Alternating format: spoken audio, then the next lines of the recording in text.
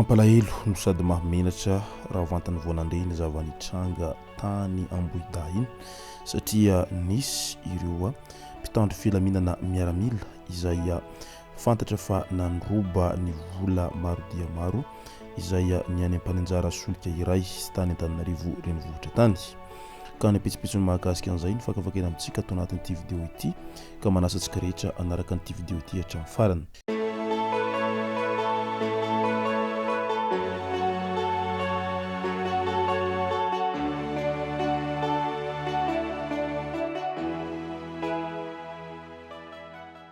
Ny tonga tsy miaraba hono namantesitra ka dia faly miaraba isika rehetra mpanaraka sy tapaka an'ity chaîne ity tenako mitandroandroany ity arakan'izay efa natsipiko zay dia ny mahakasika an'ilay fandrombana izay nisy tany Antananarivo renivohitra tany no tena iompanantsika ato anatin'ity vidéo ity fa milohan'izay dia daholo ho resantsika ireto tsara ho fantatra manaraka ireto. Mbola mitana ny sainy rehetra ny andraikitra sahan'ny fanjakana fanavaozana manoloana ny fahavoazan'ny vahoaka ny Toamasina taorian'ny fandalovany Rivodoza Genzany. Ankehitriny dia efa hita ny fivoaran'ny tanàna sy ny ezaka ataon'ny tsirairay amin'ny fanarenana. Andanin'izay dia nitohy nanatanteraka ny fanampina ny ekipan'ny BNGRC hanohana an'ireo tena marefo sy izay ianjadin'ny takaitra navelan'ny Rivodoza iny amin'izao fotoana izao. Betsaka ny fanakinana voaran'ny BNGRC indrindra fa ny onivon'ny tampozotra serasera. Tsy mitombona ny fanakinan'ny BNGRC ary tsy ferana fa ireo olona izay noesorina tao amin'ity androm-panjakana ity no manely io fanaratsiana io na ireo mpanao politika. Ny BNGRC dia tena nanampy ny vahoaka malagasy hatramin'izay nisiny amin'izao fitondrana izao ary efa betsaka ny nataony hoy ny député Nicolas Randrianasolo. Mbola nanamafy izy fa ireo mpanao politika no miezaka mampiasa olona hanaratsy ary misy ihany koa ireo mpiasan'ny BNGRC teo aloha izay nesorina ka malahelo ny toerana satria manimanina ny tongolo be any Egypte. Ankoatran'ny BNGRC dia miezaka manao izay ny ministeran'ny mponina. Raha mahalala fa tsy manana teti-bola betsaka ny ministra saingy midina ifotony nanampy sy nijery ny vahoaka izy ireo. Io ny fanambarana izay nataony député Nicolas Randrianasolo. Tsy afaka hanao fagagana toy izany ihany koa hoy izy ny colonel Mikael izay filohan'ny fanavaozan'ny Repoblikan'i Madagasikara fa izay vitany ihany no azony atao. Iray ihany ny targetra dia ny hahatontosany ity fitondrana ity hatongavana any amin'ny fikonan-doham-pirenena sy ny fifidianana ekeny rehetra.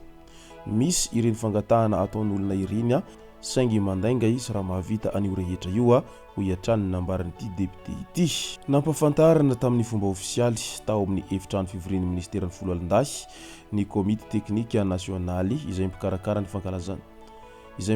fankalazana fa 40 taona ny fahaleovantenan'i Madagasikara. Nanokatra izany ny ministry ny folo alindahy General Razafitombo Maminirina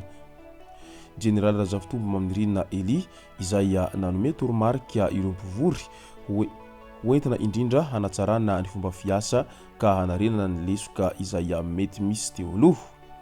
Tanjona ny hankalazan'ny fetim-pirenena ampilaminana ary indrindra hahatsapan'ny malagasy rehetra izay tena fitiavan-tanindrazana izay mba ho reharehan'ny Madagasikara.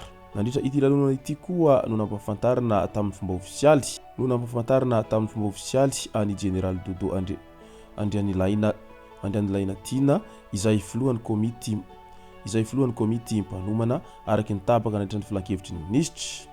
Ny antso ny firaisan-kinany rehetra ny filohan'ny mpitarika ity komity ity ary naseho nandritra izany koa ny sarisary mampiseho ny fitantanana vina izay hapetraka amin'izay komity izay.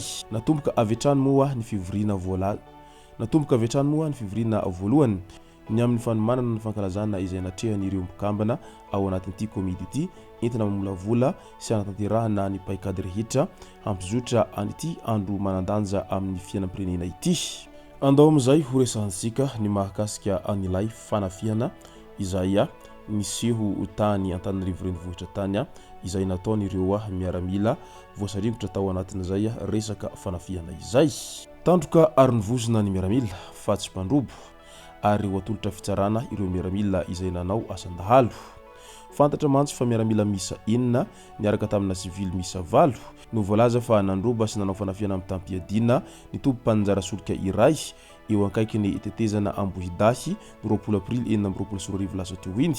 Lasan'izy ireo tamin'izany ny vola izay mitentina 10,7 sy ray hetsy sy 3,70 tapitrisa ariary noho ny ezaka izay nataon'ny mpitandro filaminana dia dimy tamin'ireo miaramila izay nanafika no efa voasambotra miaraka amina civil 8 vola kasaina aterina any amin'ny banky ho voaroba io ka mbola manosy ny fanadihadiana sy fikarohana ireo namany izay mbola tsy tratra ny mpitandro filaminana. Efa tratra ny gendarmeria ilay fiara Kia sy moto misa 3 miaraka amin'ny base PA Markov ary bala misa 8 izay nampiasain'izy ireo. Nisy ny vola 8,7 sy 4,70 tapitrisa ariary ihany koa hita tamin'izy ireo.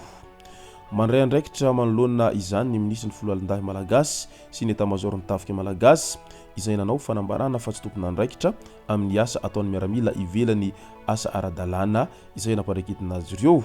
Manameloka ny fandikan-dalàna izay mivona amin'ny etika sy déontologie ny tafika malagasy ka vonina hanolotra azy ireo amin'ny fitsarana ho fampiarana ny lalàna. Arak'izay dinana mafy ny ministry ny fitsarana tamin'ny alalan'ny fanambarana ofisialy fa efa voasambotra ireo miaramila enina izay voaroroy tamin'ny fandrobana vola ireo. Milaza ity ministera ity fa efa nitsahatra tsy hompiambina manokana andramatoa ministry ny fitsarana intsony io miaramila iray izay voatonina hompiambina manokana andramatoa ministry ny fitsarana io. Voalaza fa efa natsatra tamin'izany andraikitra izany ihany koa io miaramila io niaraka tamin'ny fahataperan'ny asan'ny gouvernemanta teo aloha ary tsy mpiambina manokana azy intsony amin'izao fotoana izao. Samy nilaza ny tsy handefitra amin'ny fandikan-dalàna niseho na ny ministeran'ny fitsarana na ny tafika malagasy manoloana an'izany rehetra izany satria tena manala baraka ny trangan-javatra tahaka an'izao. Ka noho izany ara dia andrasantsika eto izay mety ho toy n'ity raharaha ity izay asa raha ahoana sy ahoana ny sazy izay mety hahazo ireo miaramila sy ireo civil izay tratra nandroba ireo. Mahamenatra izy ity satria ianao izay tokony hitandro ny filaminana indray ary tokony hiaro ny filaminam-bahoaka indray no miditra antsihatra manao asan-dahalo tahaka an'izao nataon'ireo miaramila izay voalaza fa nandroba ireo zay. Izay no masaka azona roso tao anatin'ity video ity tompoko lasy tompoko vavy misaotra tsika rehetra nanaraka an'ity video ity hatramin'ny farany. Aza dino ny milaiky ny video antsika ary tsara voatrano ny miabone amin'ny chaîne antsika mba ahafahanareo manaraka tsy tabaka ny video izay lefa eto isan'andro.